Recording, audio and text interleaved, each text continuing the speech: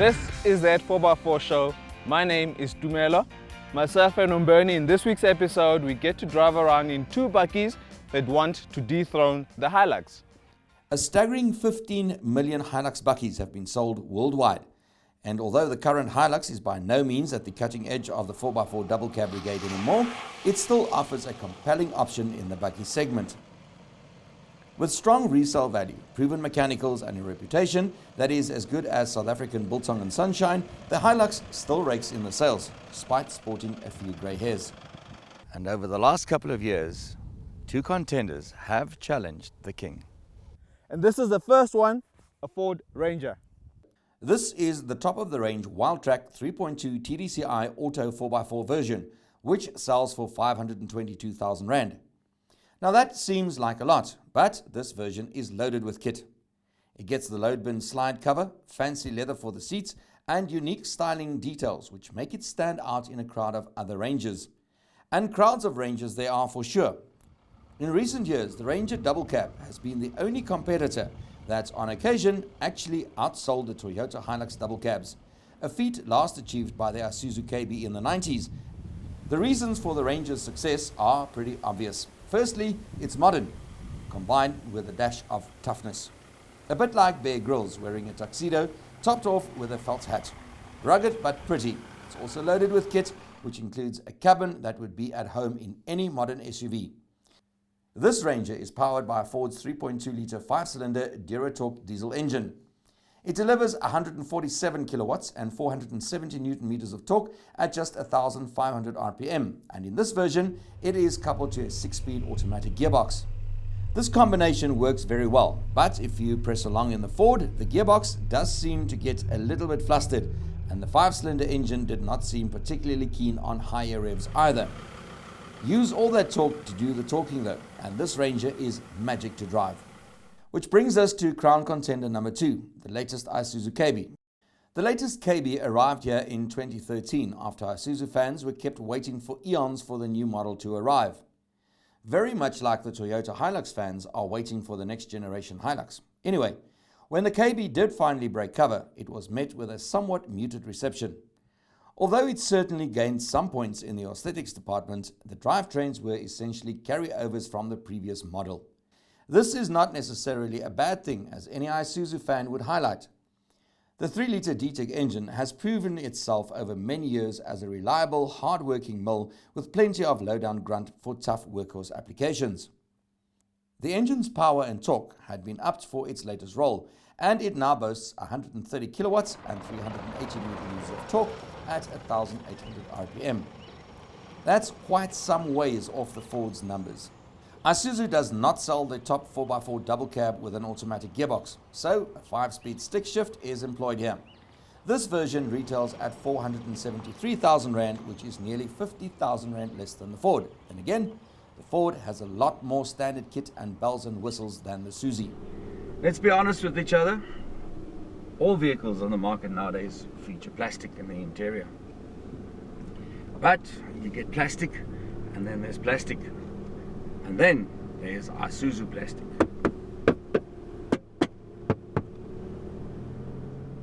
To really put the two crown contenders to the test, we've brought them to the McCarthy 4x4 Club's Rhino Park mountain route. This mountain trail features some pretty hairy obstacles, but mindful of those trendy side steps on both these pickups that are easily damaged on a track like this, we'll rather avoid the worst of them. Meanwhile, Mr. T is having much too much fun in the Ford. I really love the feel of this Ranger because when you drive inside, you don't get a sense that you're driving a bakkie. It doesn't give that sense that you're driving a bakkie. The 3.2 engine is very torquey, and I'm very impressed with the torque of it, with the power that it delivers. So doing obstacles, you do them with, it's like a breeze. When you're in the cabin, you also don't pick up the engine noise, so you're more than likely to think this is a petrol engine, but in fact it's a diesel engine. Drivetrain selection, Ford has moved away from the core stocky, which I personally like. I don't know why. They've gone now to electronics, so to select from 2H, 4H or 4 low, there's a switch right in the center of the console. just select it from 2H now to 4 low. Going up an incline, easy as pie. That's what you'd expect from a diesel engine anyway, and this is way capable. While Mr. T makes light work of the obstacles in the Ford, I'm a little bit less than impressed in the KB cabin, even though the Isuzu keeps on forging ahead. This modern day and age, when electronics features on almost every single vehicle that's available on the market, Isuzu have thought it well to launch their brand new Isuzu a while ago without traction control or stability control, which to me is a huge issue in terms of safety. It also does not have hill descent control, which you find on some of the most basic vehicles around nowadays, or hill assist for that matter.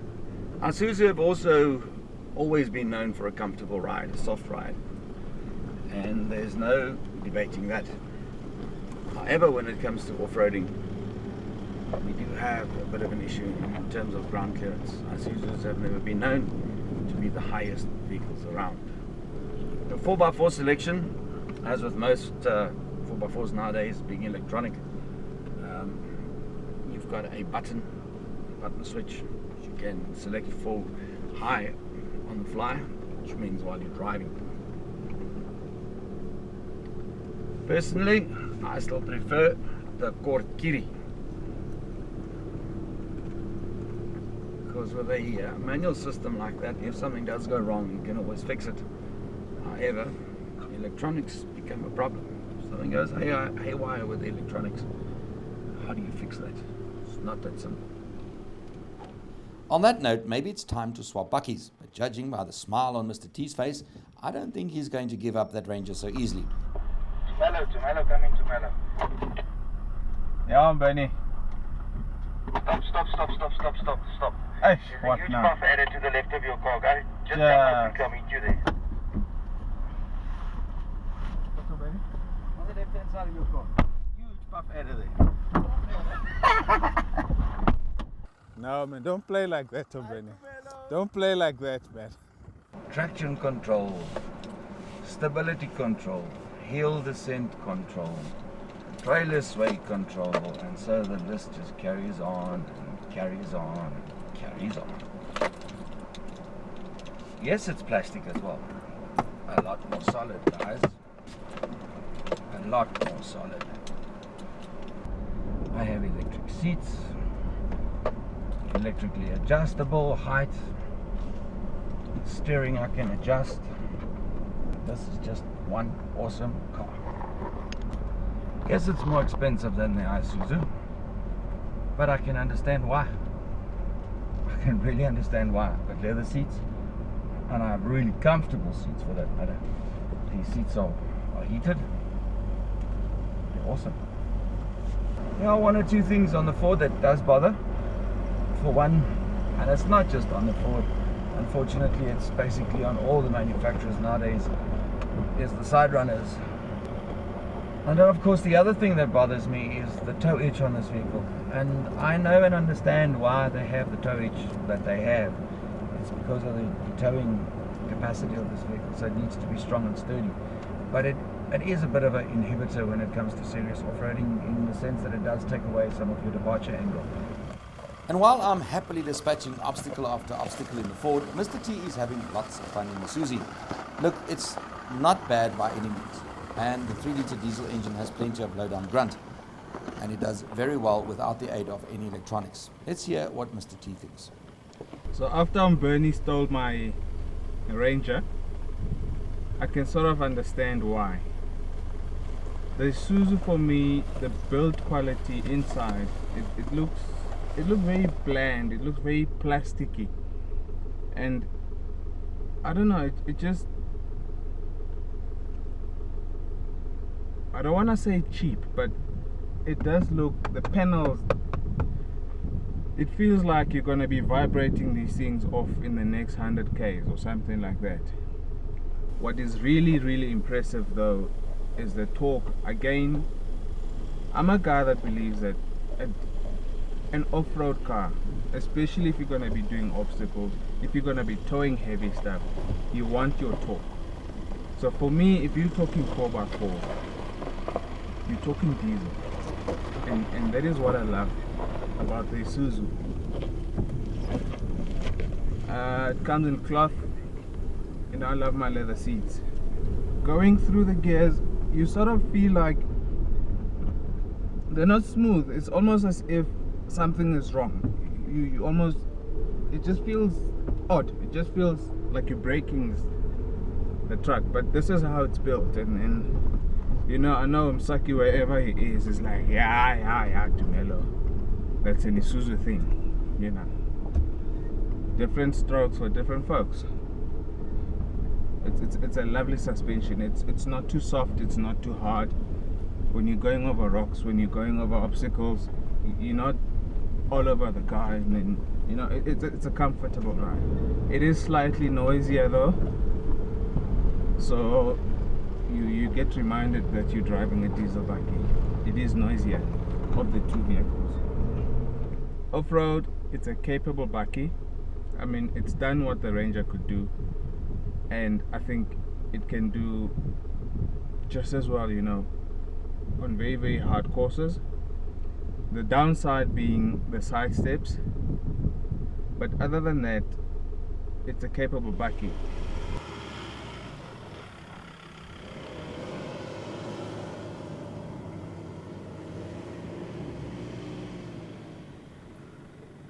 Honestly speaking, I'd go for the Ford.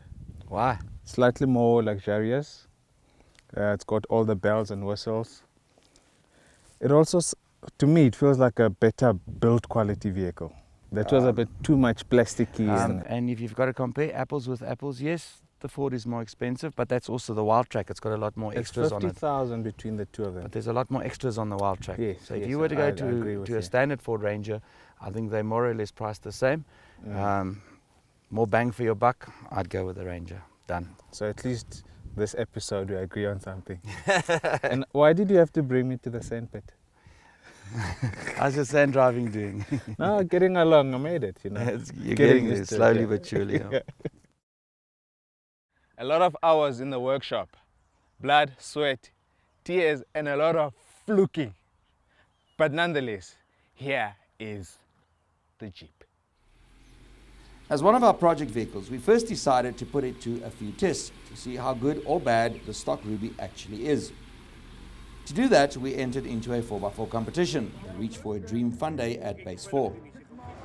Competing against a plethora of modified 4x4s, including a number of hot Jeep Wranglers, we managed to pilot the stock standard Jeep over all the obstacles, over all the rocks, and through all the mud and water that the bigger wheeled 4x4s went.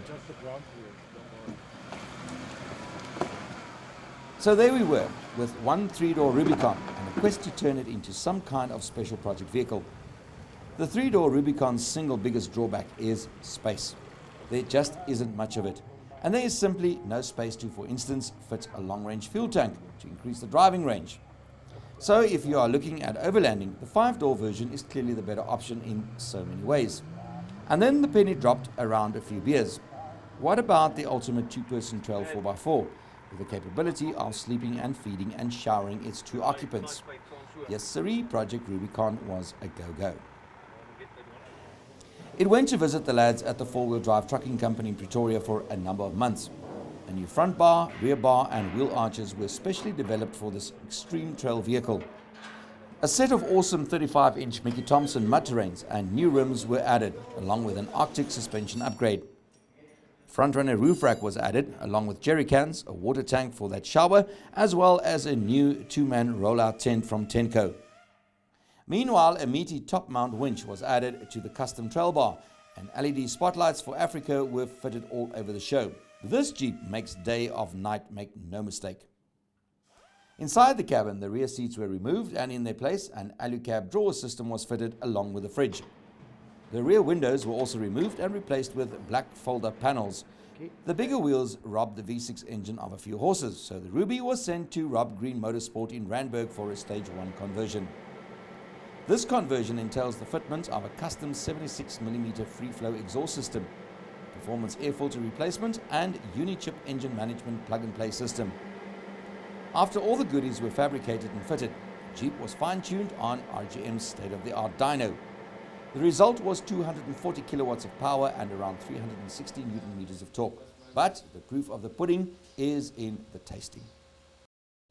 Here she is, the Ruby Trucking Wrangler, courtesy of Jeep South Africa, the four-wheel drive trucking company and various other partners. It really does look the business, with the larger-than-life front bar designed for extreme rock crawling, setting the scene up front. And then there are the myriad of LED lights, lots and lots of lights ranging from the speaker LED replacement headlights to the X-ray spots and massive LED light bar on the roof rack. The big and beautiful wheels, the higher ride, the sleek roof rack with a high lift jack, spade and other accessories. The thing with this Jeep, we reckon, is the proportions. The proportions are just right. Bigger or smaller wheels would have looked out of place. More stuff on the roof would have looked out of place. And if we had mounted a more discreet bull bar, random people would not ask why our Jeep has an erection. A more subdued exhaust system would not have scared old ladies and not have made people stop dead in their tracks with a great Scott expression on their faces. This Jeep is all about capability and ability and about making bystanders go, what the? However, talk is cheap. It's time to find out if the Ruby Trucking Jeep is all show and much less go.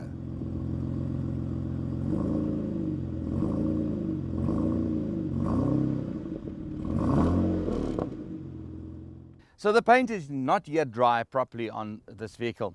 So it's not going to be a serious shakedown. It's just to test to see that everything is working. Which is why we needed somewhere rough and somewhere tough, and we know just such a place. So where did we decide to do the shakedown?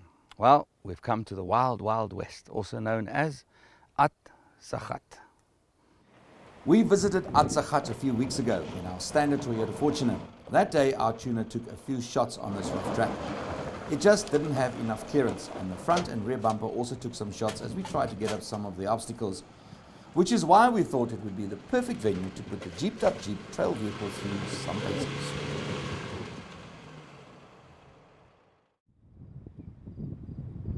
Okay, we're back at At-Sakhat 4x4 trail with our project Jeep Rubicon, and it's time for its first test of obstacle, a little rock test.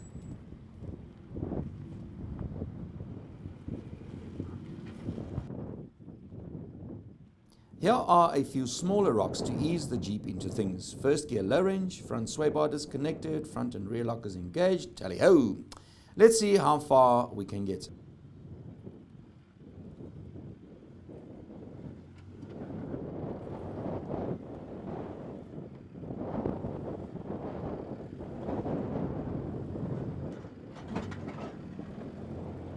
And that was almost too easy.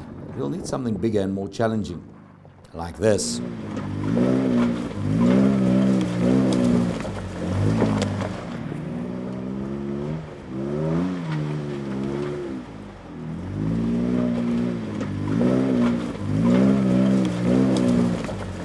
And another task successfully completed without much ado.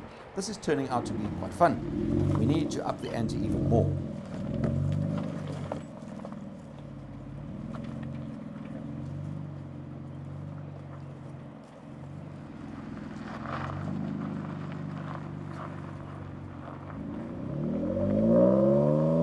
Right, so this is what the Jeep is supposed to be really good at, rock crawling. Big rocks that will make any lesser 4x4 spring and oily before it even attempts to climb the first rock. Off we go, slowly, slowly. Just look at that approach angle. That's just amazing. The big Mickey Thompsons grip and flex their way over that first hurdle, but a few more remain. With the front and rear lockers engaged and crawling in first gear, and with that 100% approach angle, the Jeep negotiates these rocks too, no worries. This thing is just unstoppable. As we mentioned, the paint is still not properly dry on this monster, so we're not going to tackle mud and deep water just yet. In the last episode of the series, after all the bolts have been retightened and the paint is properly dry, we'll take the Jeep off-road proper, like in proper. Meantime, some more news on the practicality of this machine.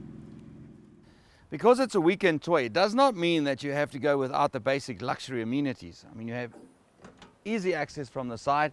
At the back here we have a fridge, and that's for Dad's cold ones, okay? Bear that in mind. At the top here we have a folding and collapsible two-man tent. We also have extra water, little water tap here if Mom wants to have a shower. Extra packing space at the back there. We have extra fuel. And on this side, this is the nice part, some extra packing space for you.